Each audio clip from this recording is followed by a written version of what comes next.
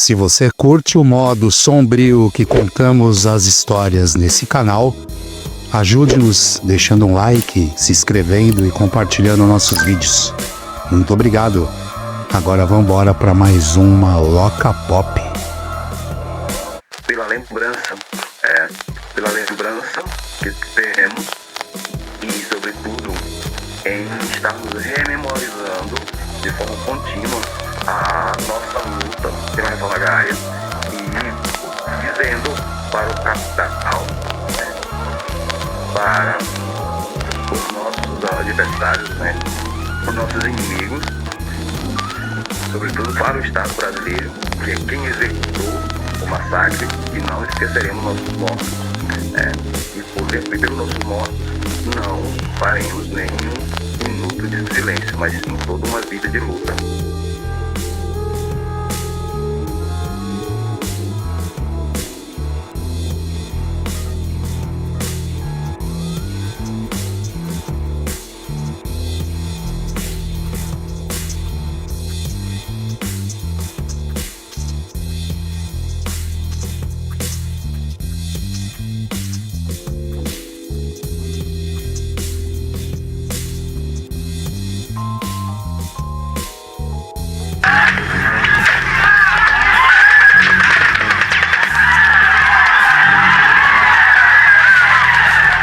Chega o coronel Pantoja com outro batalhão de Marabá e tal.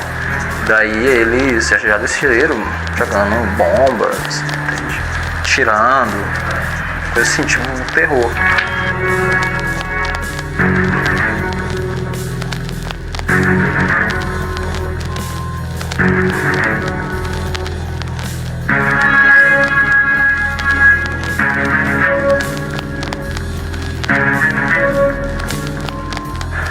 Com um tiro no olho e a mãe desesperada, sem saber o que fazer, por ver diversas partes de corpo jogado na pista, resultados dos estraçalhos dos tiros, então pedaços de miolos de cabeça, enfim, essas coisas assim.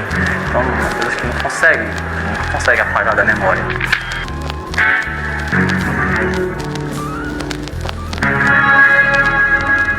Eu acho que não pode desistir não. Por enquanto, só se meu pai desistir, mas que eu não tenho vontade não. E faz questão de usar o monumento, como fundo de paisagem, para vir, de certa forma, fazer uma incitação ao crime naquela região. Quem tinha que estar preso, as lideranças do MST que provocaram esse episódio, esses canalhas vagabundos, e não o coronel da Polícia Militar que estava cumprindo seu papel.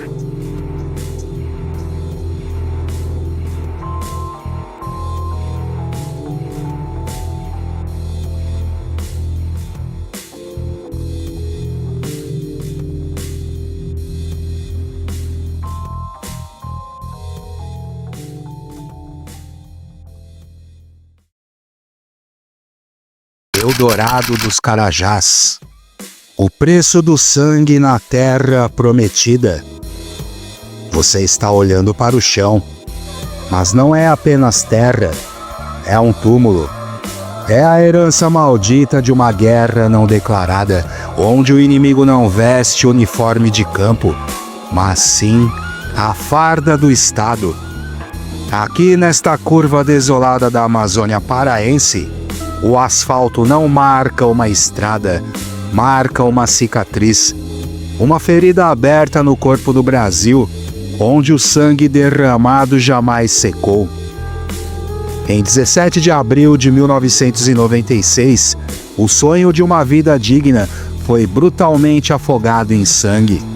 Homens, mulheres e jovens, com a única arma de sua pobreza e a força de sua fé na terra, foram encurralados. E então, o horror. A polícia militar não veio para negociar a paz, veio para executar a sentença. Esta é a história de Eldorado dos Carajás. Uma história sobre a terra que prometia a vida, mas entregou a morte. Uma história sobre a impunidade que cheira a pólvora e há um silêncio que décadas depois ainda grita.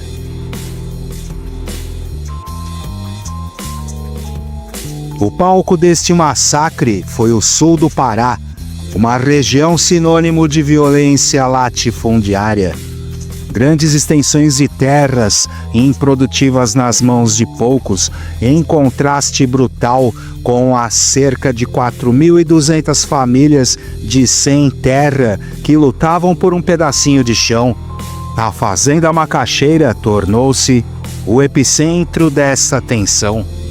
Cansados da inércia do INCRA, os trabalhadores, cerca de 2.500 pessoas, incluindo crianças e idosos, iniciaram uma marcha de quase 900 quilômetros rumo a Belém, a capital. Não era um ataque, mas uma desesperada súplica por reforma agrária. A elite local, apelidada pelos sobreviventes de Reis do Latifúndio, estava furiosa. O clamor por terra, para eles, era uma afronta inaceitável. A ordem para desobstruir a rodovia BR-155 partiu do secretário de Segurança, Paulo Sete Câmara, sob a ciência do então governador Almir Gabriel. Mas a logística por trás da morte revela uma aliança ainda mais sombria: o aparato privado. Os cerca de 300 policiais militares, armados com metralhadoras, fuzis e escopetas, não chegaram por meios próprios. Eles foram transportados em ônibus alugados pela empresa Transbrasiliana e o pagamento foi realizado pela mineradora Vale do Rio Doce, na época ainda estatal. A estrada bloqueada era crucial para o escoamento da produção da empresa. O massacre, portanto, foi uma operação de segurança privada, endossada pelo Estado, em defesa de interesses financeiros. Na tarde de 17 de abril, na curva do S, os sem terra foram cercados. Policiais de Marabá e Paraupebas fecharam o cerco. Não houve negociação. Houve o prenúncio da chacina. O que se iniciou com bombas de gás lacrimogêneo transformou-se em 2 horas de carnificina. O saldo final oficial foi de 21 mortos, mas o número de feridos chegou a 79, muitos deles com sequelas permanentes. A perícia do legista Nelson Massini é o testemunho mais cruel da violência. Ele atestou que as mortes não foram acidentais. 10 vítimas foram executadas a queima-roupa, com tiros na cabeça ou na nuca, indicando a intenção de matar e não de dispersar. 7 foram mortas com instrumentos cortantes, as próprias foices e facões dos lavradores, o que demonstra um nível de brutalidade e ódio pessoal na ação policial, com mutilações e ferimentos extensos. Entre as vítimas estava o jovem Osiel Alves Pereira, de apenas 17 anos. Ele tentou se refugiar em uma casa próxima, mas foi caçado, algemado, arrastado pelos cabelos até o ônibus da PM e, posteriormente, encontrado sem vida. Era uma caçada humana, não uma operação de trânsito. A comoção mundial levou o então presidente Fernando Henrique Cardoso a instituir o 17 de abril como o Dia Nacional da Luta pela Reforma Agrária, um reconhecimento tardio. A justiça falhou. Apesar de 155 policiais militares terem sido indiciados, a maioria foi absolvida. A justiça só alcançou os 2 comandantes, o coronel Mário Pantoja e o major José Maria Pereira de Oliveira. Mesmo condenados a centenas de anos, eles recorreram em liberdade e, através de manobras jurídicas, obtiveram progressão de regime ou cumpriram penas pífias. O coronel Pantoja, um dos responsáveis pela ordem, faleceu em casa em prisão domiciliar. A impunidade dos executores e dos mandantes na esfera política e empresarial cimentou a crença de que no Brasil, crimes contra trabalhadores rurais permanecem sem punição. Olhe bem para o Brasil. Para cada grão de soja, para cada hectare de pasto, há uma sombra. A sombra dos mortos e dos 79 feridos que jazem sob essa estrada. A curva do S é mais que um marco geográfico. É um portal para a verdade incômoda. Que a violência do campo não é um acidente, mas um instrumento de poder, financiado pela ganância e executado pela farda. O custo dessa operação foi de 21 vidas e a mutilação de dezenas. O lucro? A manutenção de um sistema fundiário perverso. O sol se põe, mas a escuridão não vem da noite. Ela vem da impunidade.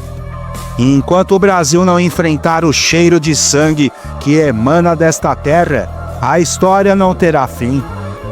O massacre de Eldorado dos Carajás não é memória, é uma ameaça, uma promessa de que a justiça jamais será entregue.